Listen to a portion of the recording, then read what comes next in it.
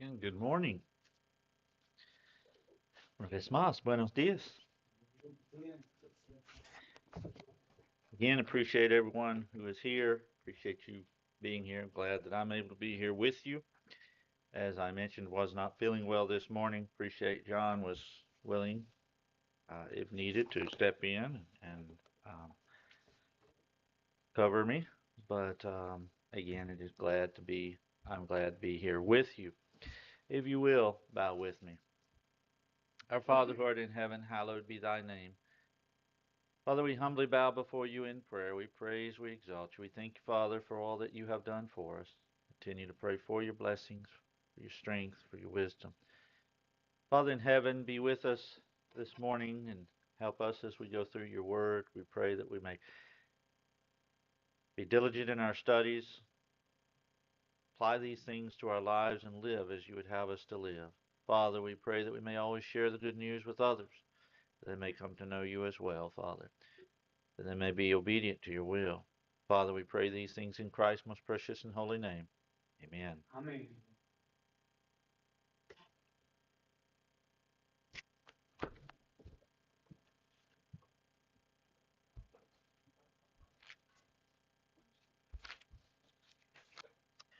In Matthew chapter 13a, or excuse me, let me start over.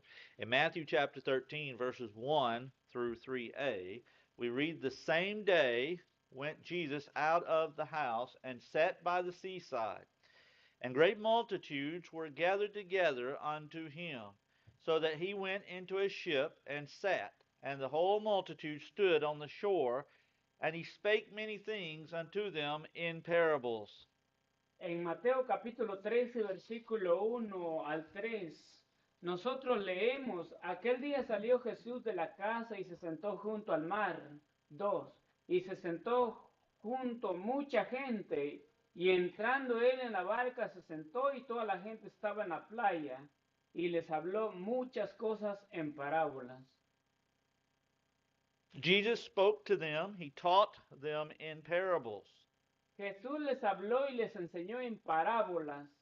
This morning we start a series on the parables of Jesus. Esta mañana comenzamos una serie sobre las parábolas de Jesús. We're going to use the parables in Matthew chapter 13. Vamos a utilizar las parábolas de Mateo capítulo 13. D.R. Dungan says of the parable, this is from the two Greek words, para, beside, and balian, to throw, hence a placing beside or together, a comparison, a story by which something real in life is used as a means of presenting a moral thought. The actors in a parable are real human beings, are the actors, and they do nothing which they could not do.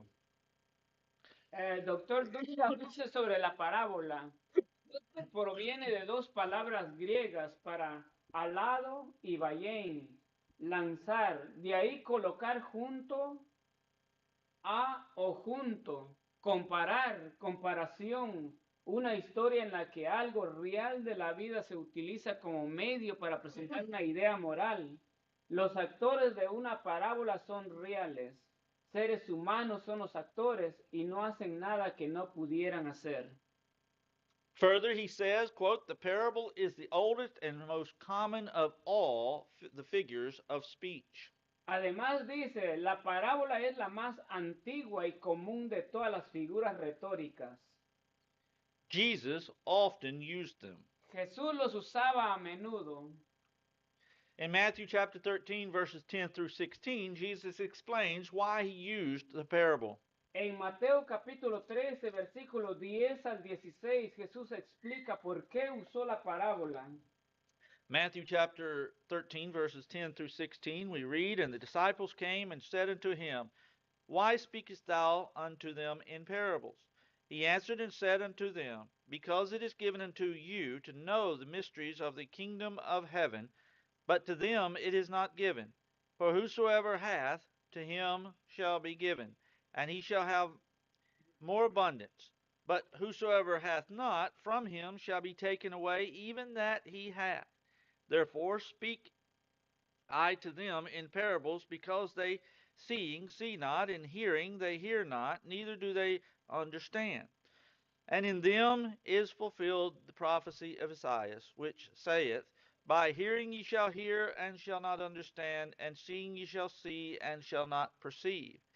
For this people's heart is waxed gross, and their ears are dull of hearing, and their eyes they have closed, lest at any time they should see with their eyes, and hear with their ears, and should understand with their heart, and should be converted, and I should heal them. Verse 16, But blessed are your eyes, for they see, and your ears, for they hear.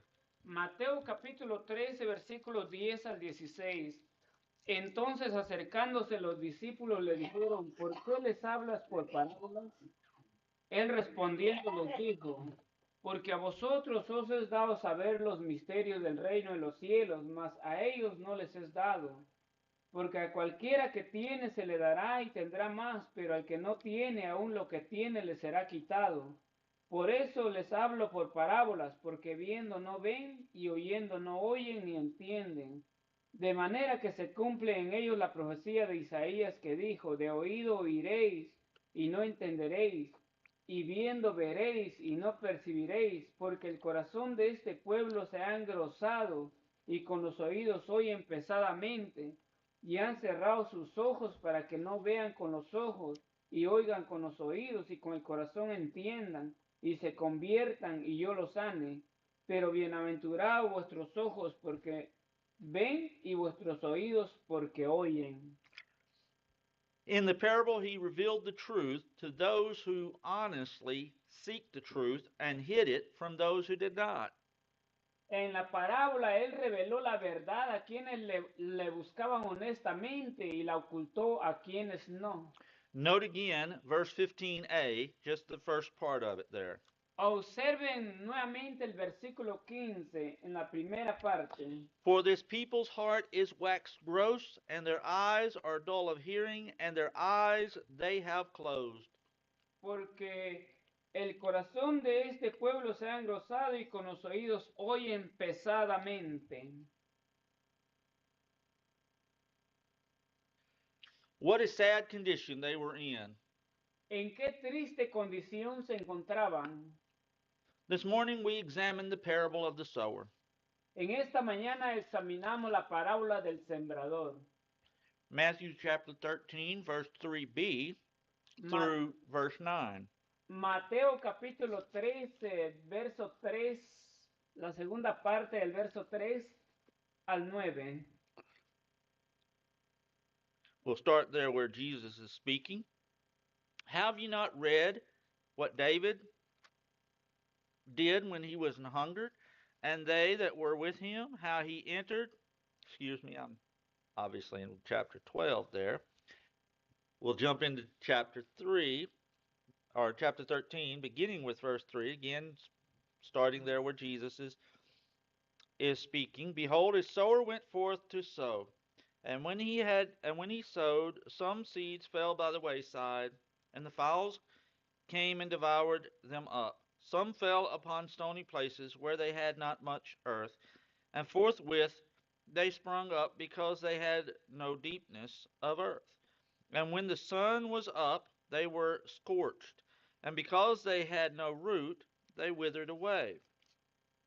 And some fell among thorns, and the thorns sprung up and choked them. But other fell into good ground, and brought forth fruit, some an hundredfold, some 60-fold, some 30-fold. Who hath ears to hear, let him hear. Mateo capítulo 13, versículo 3 al 9. Vamos a empezar con la segunda parte del verso 3. He aquí, el sembrador salió a sembrar, y mientras sembraba parte de la semilla cayó junto al camino, y vinieron las aves y la comieron. Parte cayó en pedregales donde no había mucha tierra y brotó pronto porque no tenía profundidad de tierra. Pero salido el sol se quemó y porque no tenía raíz se secó. Y parte cayó entre espinos y los espinos crecieron y la ahogaron.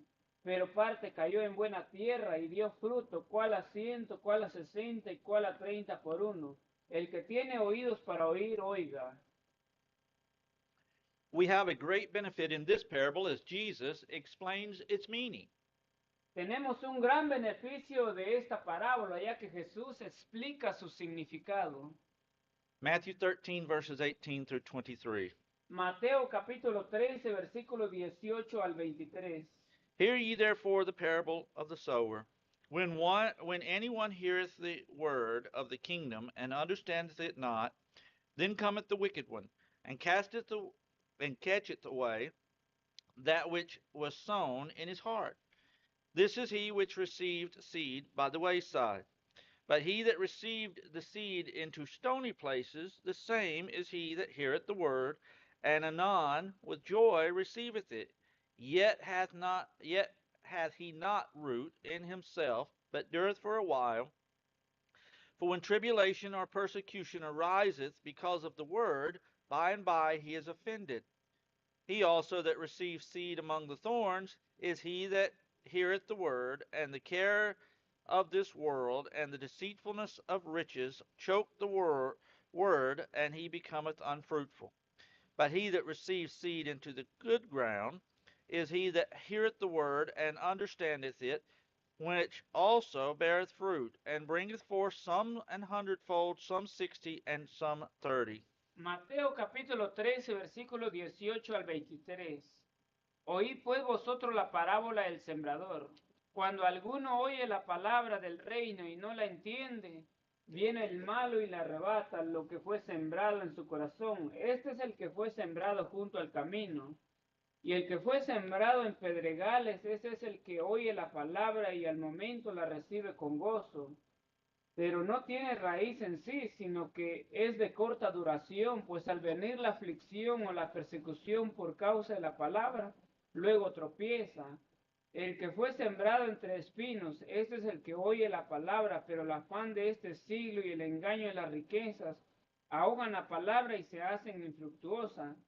Mas el que fue sembrado en buena tierra, este es el que oye y entiende la palabra y da fruto y produce a 100, a 60 y a 30 por uno. Note, brothers and sisters, friends, the same sower went out and sowed the same seed. Noten, hermanos y hermanas y amigos, el mismo sembrador salió y sembró la misma semilla. The preacher, Christians, go out and sow the seed, the word of God, the same sower and the same seed. El predicador, los cristianos, salir y sembrar la semilla, la palabra de Dios, el mismo sembrador y la misma semilla. Look at Mark chapter 16, verses 15 and 16. Marcos capítulo 16, versículo 15 y 16. And he said unto them, Go ye into all the world, and preach the gospel to every creature. He that believeth and is baptized shall be saved, but he that believeth not shall be damned. Y les dijo, id por todo el mundo y predicar el evangelio a toda criatura. El que creyere y fuere bautizado será salvo, mas el que no creyere será condenado. 1 Corinthians chapter 1, verse 21. Primera de Corintios capítulo 1, versículo 21. Paul writing here said, For after that in the wisdom of God, the world by wisdom knew not God, it pleased God by the foolishness of preaching to save them that believe. Pues ya que en la sabiduría de Dios el mundo no conoció a Dios mediante la sabiduría, agradó a Dios salvar a los creyentes por la locura de la predicación. And then writing in Romans chapter 1 and verse 16, En Romanos capítulo 1, versículo 16, Paul said, For I am not ashamed of the gospel of Christ, for it is the power of God unto salvation to every one that believeth, to the Jew first, and also to the Greek. porque no me avergüenzo del evangelio, porque es poder de Dios para salvación a todo aquel que cree, al judío primeramente y también al griego. But herein we find the reason for the different responses to the truth. It isn't the word of God, and it isn't the preacher or the Christians. Pero aquí encontramos la razón de las diferentes respuestas a la verdad. No es la palabra de Dios, ni el predicador, ni los cristianos. Now, that isn't to say that a preacher or any Christian can't do a poor job of serving sowing the seed, but we see that the response is a result of the person who is hearing the word of God, his heart, the soil. Ahora esto no quiere decir que un predicador o cualquier cristiano no puede hacer un mal trabajo al sembrar la semilla, pero vemos que la respuesta es el resultado de la persona que está escuchando la palabra de Dios, su corazón, la tierra. Some do not understand the word. Algunos no entienden la palabra. Now, this is not speaking of someone who is not taught as the seed is sown in his heart, but of this one who does not understand because he is not interested in the truth. He doesn't want to understand. Ahora bien, esto no se refiere a alguien que no recibe la enseñanza según se siembra la semilla en su corazón, sino a quien no entiende porque no le interesa la verdad, no quiere entender. Indeed, there are some who, no matter how much you show them the truth, they simply will not understand. De hecho, hay algunos a quienes por mucho que les muestre la verdad simplemente no la entenderán. The old saying, there are none so blind as those who will not see, comes to mind. Me viene a la mente el viejo dicho, no hay peor ciego que aquel que no quiere ver. There are those who have stony hearts, and there are those who are happy, excited to hear the truth, but there is no growth, no root. They are not willing to face difficulties for the cause of God. Hay quienes tienen corazones de piedra, quienes se alegran y se emocionan al escuchar la verdad, pero no crecen ni echan raíces, no están dispuestos a afrontar dificultades por la causa de Dios.